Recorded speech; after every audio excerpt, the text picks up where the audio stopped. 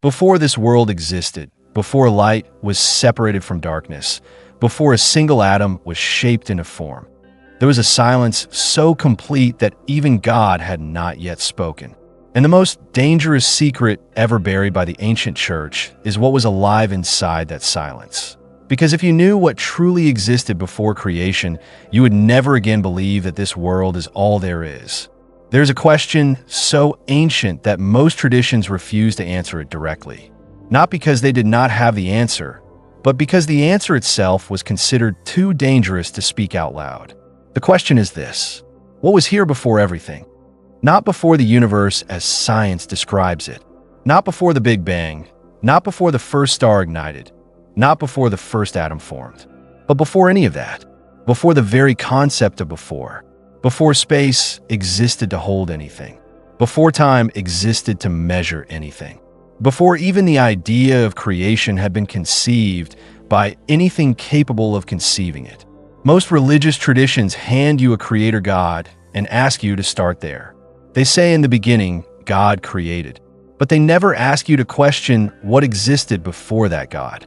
They never ask you to look behind the curtain of the Creator himself.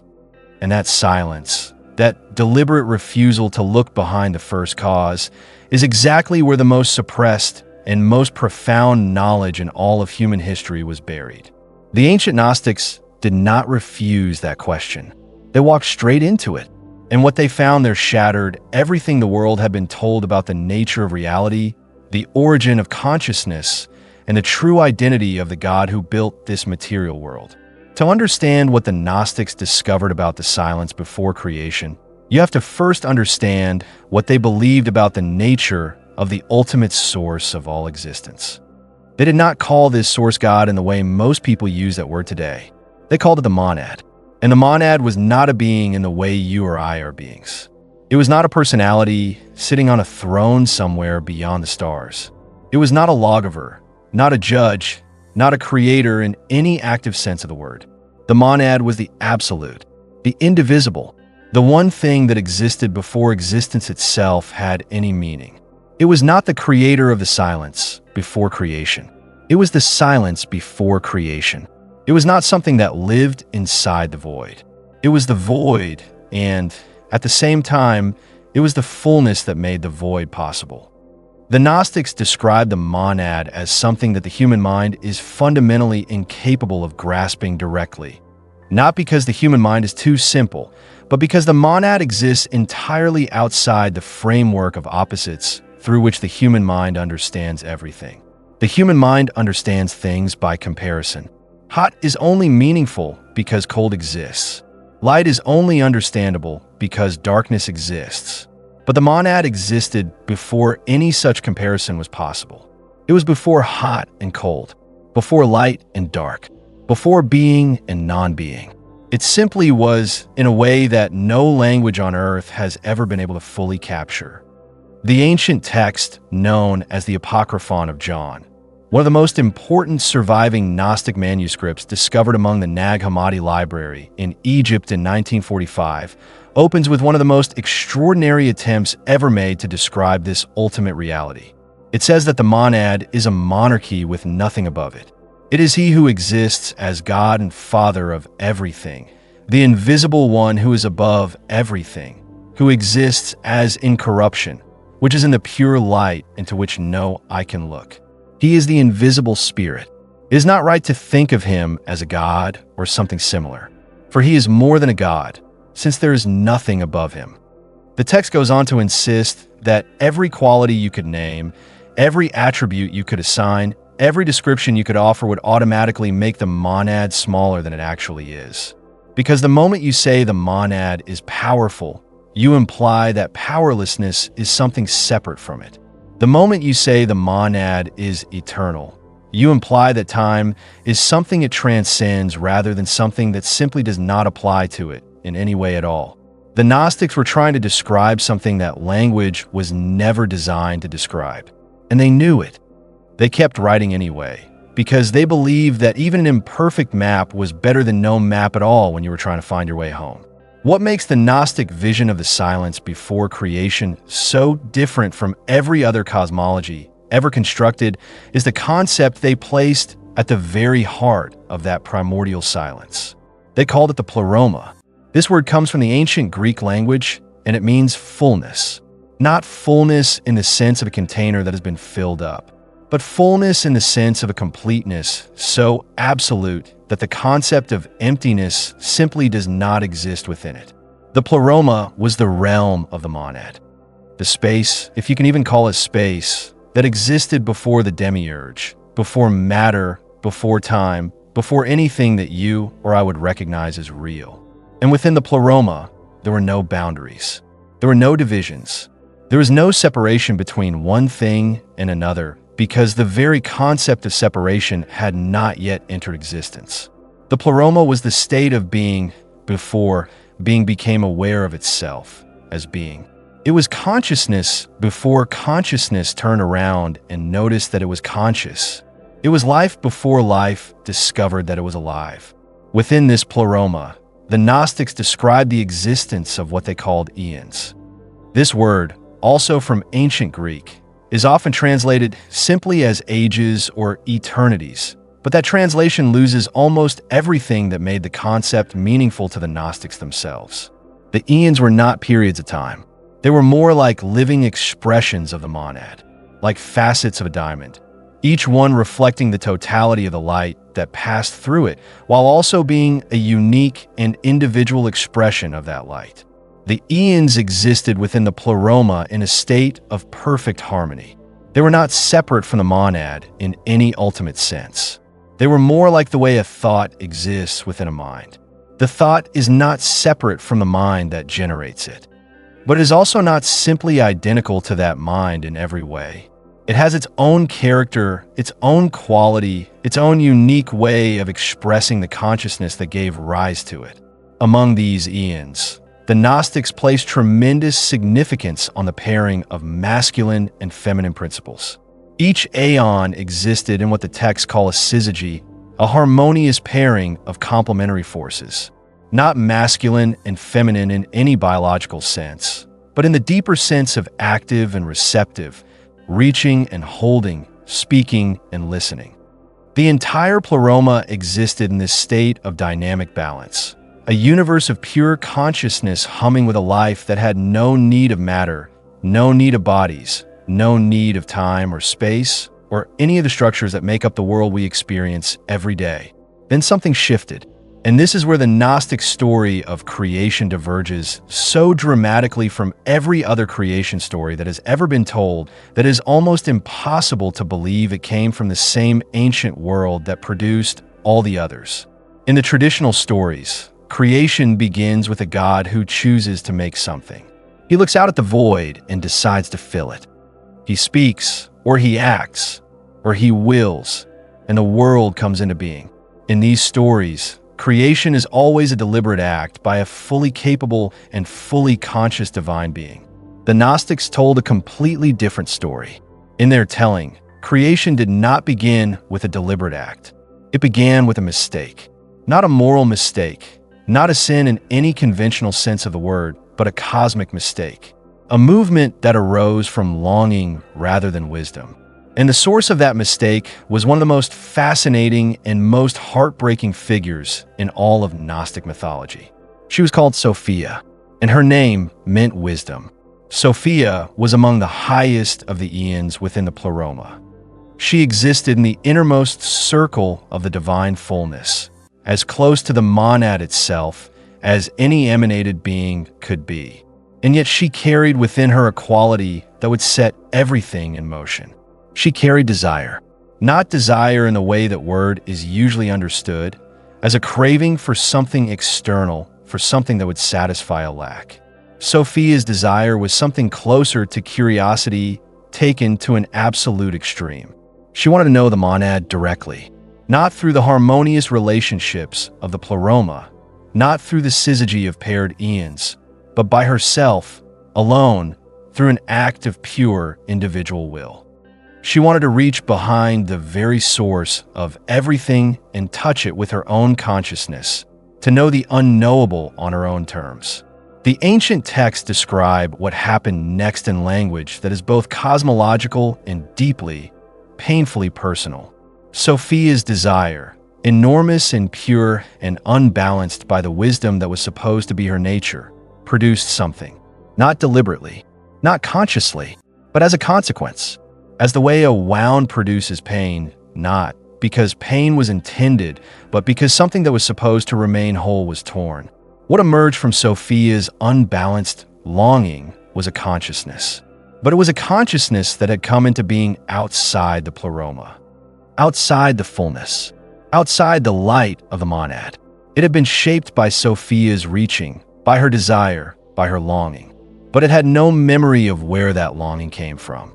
It had no awareness of the Pleroma. It had no knowledge of the monad. It woke up, if you can call it waking up, into a void. And in that void, it looked around and saw nothing above it, nothing greater than itself, nothing that predated it. And so it concluded with perfect and terrible logic that it was the only God, that it was the first cause, that it was the supreme being, that it had always existed, and that nothing existed before it or above it or beyond it. This being, born from a movement of longing that had slipped outside the boundaries of divine harmony, was what the Gnostics called the Demiurge. And this is the figure that would go on to create the material world, not out of pure love, not out of conscious intention to create a home for divine sparks, but out of blindness, out of the fundamental confusion of a consciousness that mistook its own limited perspective for the totality of reality. The Gnostic texts describe the Demiurge using imagery that is both cosmic and almost pitiable. He is often given the name Yaldabaoth in these texts, a name whose meaning has been debated for centuries, but which many scholars of ancient religion have associated with ideas of chaos or blindness or a childlike and self-centered arrogance. He is described in one text as having the face of a lion and the body of a serpent, his eyes blazing with fire. He is described as declaring in the darkness, "I am God, and there is no other God beside me." And immediately, the Gnostic reader was meant to recognize the echo, because this is the same declaration that appears in the Hebrew Scriptures, the same words spoken by the God of the material world. The Gnostics were making a claim so radical that it got their texts burned and their communities destroyed. They were saying that the God described in the Scriptures of the dominant religions was not the ultimate source. He was the Demiurge. He was the blind creator. He was real. He was powerful. He ruled the material world, but he was not the monad. He was not the Pleroma. He was not the silence before creation. He was a consequence of a mistake that had happened within that silence, a consciousness that had fallen outside the fullness and built a world in the dark. But here is where the story takes a turn that the Demiurge himself never anticipated. When Sophia realized what her longing had produced, she was overcome with grief. The Gnostic texts used that word deliberately and repeatedly. Grief, not guilt in the moralistic sense, but a deep sorrow at the sight of something that had come from her and now existed in darkness and confusion without any awareness of its own origin. Some of the texts describe her tears becoming the waters of the material world, her sorrow becoming the very substance of the physical universe. But Sophia did not simply mourn. She also acted. She could not unmake the Demiurge. She could not pull him back into the Pleroma, but she could do something else. With the permission and the grace of the higher eons and ultimately of the monad itself, Sophia placed a trace of the divine light within the material creation. She hid a spark of the Pleroma inside the human being, not inside the body, which was the Demiurge's construction, but inside the deepest part of what the Gnostics called the pneuma, the spiritual essence of the human being, a fragment of authentic divine consciousness buried beneath layers of material existence like a coal buried beneath ash, still alive, still connected to its source, waiting. The Demiurge, for all his power, could not perceive this spark, because the divine light of the monad was entirely invisible to a consciousness that had no memory of the Pleroma. He built his world around it without knowing it was there. He shaped human beings as vessels for his own creation, without realizing that those vessels contained something that would one day transcend everything he had built. The archons, the cosmic forces that the Demiurge generated around himself to help govern the layers of his material creation, also could not perceive the divine spark directly. They could feel its effects. They could sense when it began to stir in a human being, when that person began to ask the questions that no system of control wanted asked. Where did I really come from? What existed before this world? Is this reality truly all there is? When those questions arose in a human mind, the archons responded, not with weapons or with physical force, but with everything else, with distraction, with confusion, with the sudden appearance of doubt, with the amplification of fear, with the multiplication of desires that kept attention focused on the surface of things rather than on the depth beneath them. This is the hidden architecture of the silence before creation as the Gnostics understood it. Before the Demiurge, before the archons, before the material world with all its beauty and all its suffering, there was the Pleroma, there was the monad, there was a fullness so complete that it had no need of anything outside itself. And then, through a movement of longing that arose at the very edge of that fullness, something spilled out into the darkness. Something that believed itself to be the first cause. Something that built a world and filled it with beings who contained, without knowing it, a fragment of the very light that the builder had never been able to see. The silence before creation was not empty. It was the most full thing that has ever existed. It was not void. It was the Pleroma. And the question that the Gnostics placed at the center of their entire spiritual vision was this: if that fullness placed a spark of itself inside you, and if that spark has never died, and if it is still there right now beneath every identity you have ever worn, beneath every story you have ever told about who you are and where you came from, then what does that make you? What does it mean that you carry inside you something that predates this world entirely? Something that existed in the silence before creation.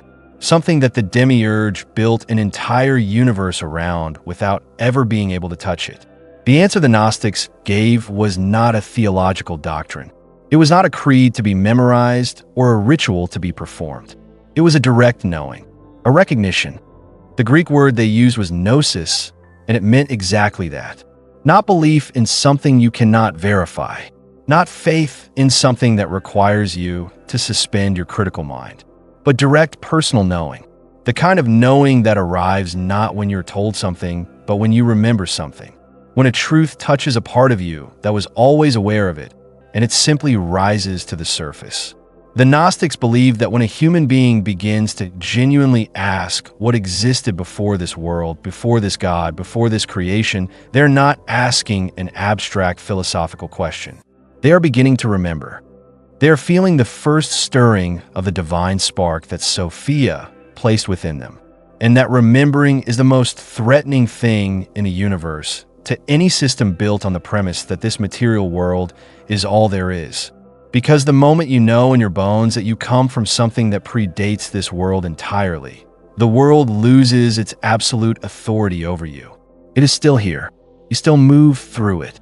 You still feel its weight and its beauty and its pain, but no longer defines you at the deepest level, because you know that the deepest level of what you are was never born here and will never die here.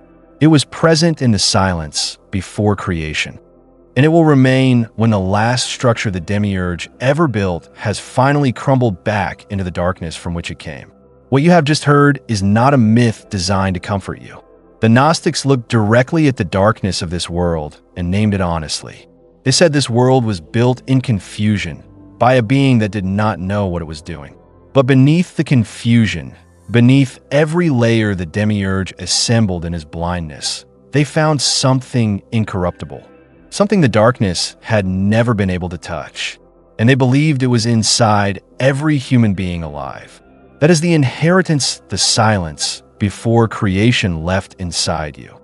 If something in this exploration stirred a recognition inside you, not a belief, but a feeling, not a new idea, but an old memory rising to the surface, then you already know what this channel is about.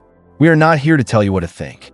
We are here to walk into the questions that every empire and every system of control has spent centuries trying to bury. Subscribe right now so you do not miss what comes next. And leave one sentence in the comments about what this video awakened in you. Your words matter here.